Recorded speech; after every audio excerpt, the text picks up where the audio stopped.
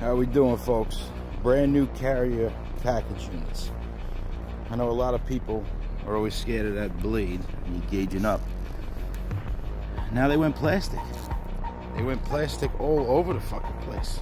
Look at this fucking thing. But I will say, here's my supply.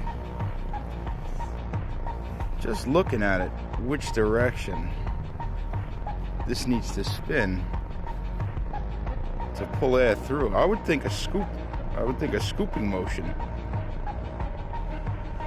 would scoop air from up here through. But then when you look at the aluminum veins, what I think is aluminum,